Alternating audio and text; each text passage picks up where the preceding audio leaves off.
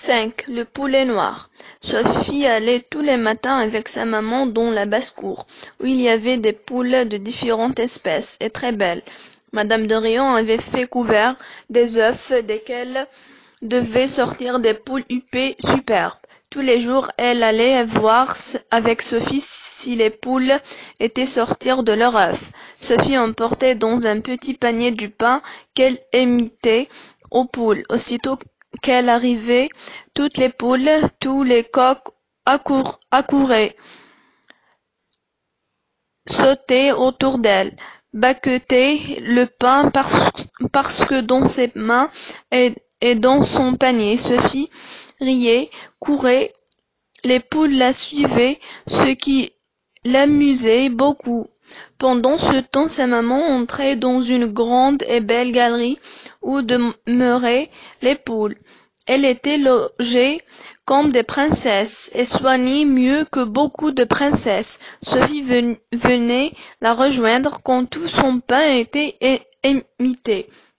Elle regardait les petits poulets sortir de leurs coquilles et qui étaient trop jeunes encore pour courir dans les champs.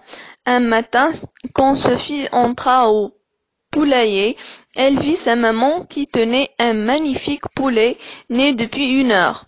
Sophie: Ah, le joli poulet, maman! Ses plumes sont noires comme celles d'un corbeau. Madame de Rion: Regarde aussi quelle jolie huppe il a sur la tête. Ce sera un magnifique poulet.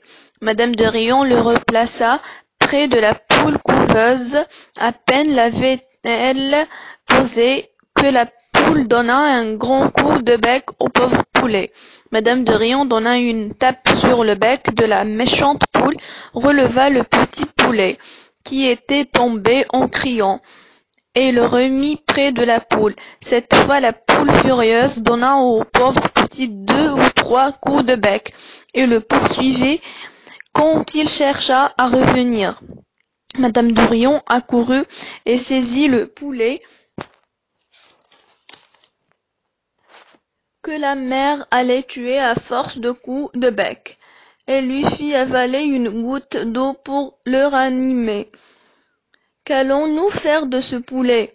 Dit-elle. Impossible de le laisser avec sa méchante mère. Elle le tuerait. Il est si beau que je voudrais pourtant l'élever. Sophie: Écoutez, maman, mettez-le dans un grand panier dans la chambre où sont mes joujoux. Nous lui donnerons à manger, et quand il sera grand, nous le remettrons au poulailler. Madame de Rion: Je crois que tu as raison. Emporte-le dans ton panier à pain, et arrangeons-lui un lit. Sophie: Oh, maman, regardez son cou, il saigne, et son dos aussi. Madame de Rion: Ce sont les coups de bec de la poule. Quand tu l'auras rapporté à la maison, tu donneras à ta bonne, tu lui serras, et tu lui en mettras sur ses plaies. Sophie n'était certainement pas contente de voir des blessures au poulet, mais elle était enchantée d'avoir à y mettre du serrat. Elle accourut donc en avant de sa maman, montra à sa bonne le poulet, demanda du sirop, et lui en mit des paquets sur chaque place qui saignait. Ensuite, elle lui prépara une pâtée d'œufs, de pain et de lait, qu'elle écrasa et mêla pendant 1 heure. Le poulet souffrait, il était triste, il ne voulait pas manger, il but seulement plusieurs fois de l'eau fraîche. Au bout de 3 jours, les plaies du poulet furent guéries, et il se promenait devant le perron du jardin. 1 mois après, il était devenu d'une beauté remarquable et très grand pour son âge. On lui aurait donné 3 mois pour le moins. Ses plumes étaient d'un noir bleu très rare, lisses et brillantes, comme s'il sortait de l'eau.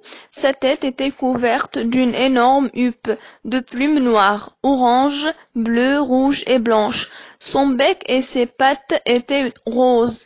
Sa démarche était fière, ses yeux étaient vifs et brillants. On n'avait jamais vu un plus beau poulet. C'était Sophie qui s'était chargée de le soigner. C'était elle qui lui apportait à manger. C'était elle qui le gardait lorsqu'il se promenait devant la maison. Dans peu de jours, on devait le remettre au poulailler, parce qu'il devenait trop difficile à garder. Sophie était quelquefois obligée de courir après lui pendant une demi-heure, sans pouvoir le rattraper. Une fois, même il avait manqué se noyer en se jetant dans un bassin plein d'eau qu'il n'avait pas vu. Dont, tant, tant il courait vite pour se sauver de Sophie. Elle avait essayé de lui attacher un ruban à la patte, mais il s'était tant débattu qu'il avait fallu le détacher, de peur qu'il ne se cassât la jambe. La maman lui défendit alors de le laisser sortir du poulailler. Il y a ici beaucoup de vautours qui pourraient l'enlever. Il faut donc attendre qu'il soit grand pour le laisser en liberté, dit madame de Riant.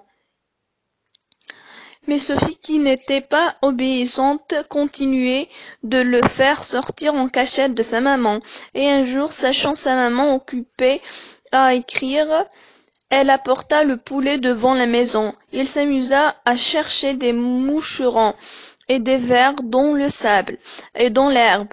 Sophie peignait sa poupée à quelques pas du poulet, qu'elle regardait souvent pour l'empêcher de s'éloigner. En levant les yeux, elle vit avec surprise un gros oiseau au bec crochu qui s'était posé à 3 pas du poulet. Il regardait le poulet d'un air féroce, et Sophie d'un air craintif. Le poulet ne bougeait pas, il s'était accroupi et il tremblait. Quel drôle d'oiseau, dit Sophie, il est beau, mais quel air singulier il a. Quand il me regarde, il a l'air d'avoir peur, et quand il regarde le poulet, il lui fait des yeux furieux. Ha ha ha, qu'il est drôle.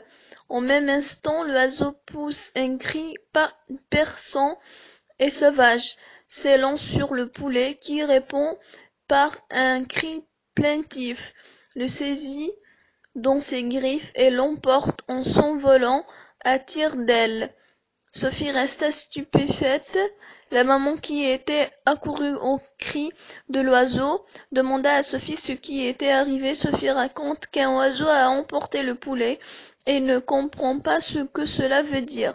Cela veut dire que vous êtes une petite désobéissante, que l'oiseau est un vautour, que vous lui avez laissé emporter mon beau poulet, qui est tué, dévoré par ce méchant oiseau, et que vous allez rentrer dans votre chambre, où vous dînerez, et où vous resterez jusqu'à ce soir, pour vous apprendre à être plus obéissante une autre fois.